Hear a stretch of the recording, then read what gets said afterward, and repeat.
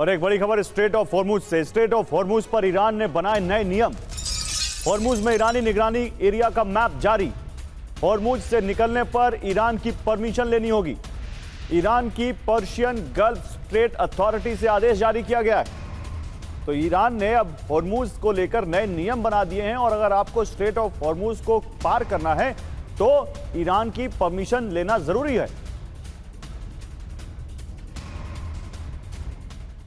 और खाड़ी देशों में एक बार फिर से युद्ध के बादल मंडराने लगे हैं। पर्शियन गल्फ स्टेट अथॉरिटी के हवाले से जो खबर आ रही है उसने पूरी दुनिया की धड़कनों को बढ़ा दिया है। ईरान ने रणनीतिक रूप से बहुत महत्वपूर्ण हॉर्मुज में अपने नियंत्रण वाले समुद्री इलाकों का दायरा बहुत ज्यादा बढ़ा दिया है। अब ईरान ने संयुक्त अरब अमीरात के बिल्कुल स्थित करीब समुद्री क्षेत्रों पर भी अपना दावा ठोक दिया है।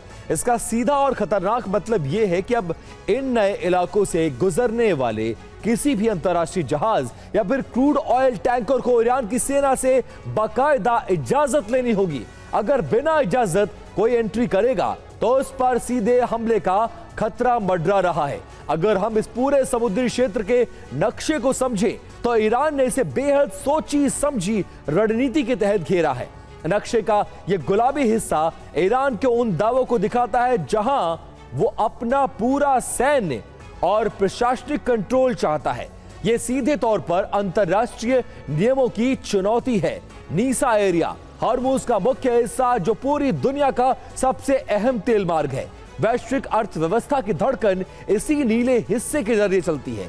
नक्शे पर खींची गई ये दो लाइन देखिए जो फारस की खाड़ी और ओमान की खाड़ी को दर्शाती हैं, जो इस पूरे टकराव का मुख्य केंद्र बन चुकी है। अब इस पूरे नए नक्शे और दावे में दो इलाके सबसे ज्यादा संवेदनशील हैं जो यूएई के बिल्कुल मुहाने पर हैं। रास अल खैमह फुजैरा मतलब यूएई और ओमान के इलाकों पर भी ईरान ने अपना कब्जा दिखा दिया है।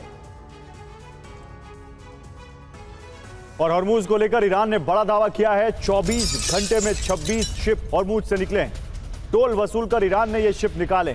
हॉर्मुज के लिए ईरानी अथॉरिटी का गठन कर दिया गया है और अब जो भी शिप यहां से निकल रहे हैं वो ईरान को टोल दे रहे हैं। ईरान ने यह दावा किया है कि 24 घंटे में 26 शिप ईरान को टोल देकर हॉर्मुज से निकले।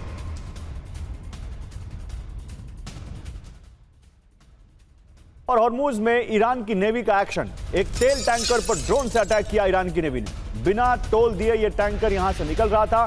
ड्रोन अटैक से तेल टैंकर में आग लग गई। तो हॉर्मुज में ईरान की नेवी ने एक्शन लेते हुए एक तेल टैंकर पर ड्रोन से अटैक किया जो बिना टोल दिए वहां से निकल रहा था।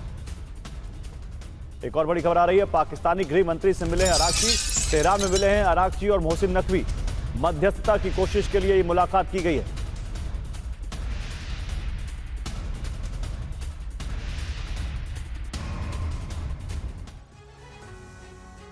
और वैश्विक तनाव के बीच इस वक्त बड़ा संकट बढ़ाता नजर आ रहा है। अब तक चली बातचीत मुख्य रूप से 3 बेहद सख्त शर्तों पर आकर फंस गई है जिसने दोनों पक्षों के बीच पेंच फंसा दिया है। पहली शर्त यह है कि परमाणु संवर्धन को रोका जाए और संवर्धित यूरेनियम को पूरी तरह से सौंपा जाए। दूसरी शर्त क्या है? दूसरी शर्त के मुताबिक हॉर्मुज से नियंत्रण छोड़ने का भारी दबाव। और तीसरा और सबसे बड़ी शर्त युद्ध के मुआवजे और अब तक जब्त की गई संपत्तियों की रिहाई को लेकर है। अब इन तीनों ही मुद्दों पर गतिरोध लगातार बढ़ता और गहराता जा रहा है। इस गहरे होते विवाद के बीच अब सवाल यह है कि आगे क्या होगा।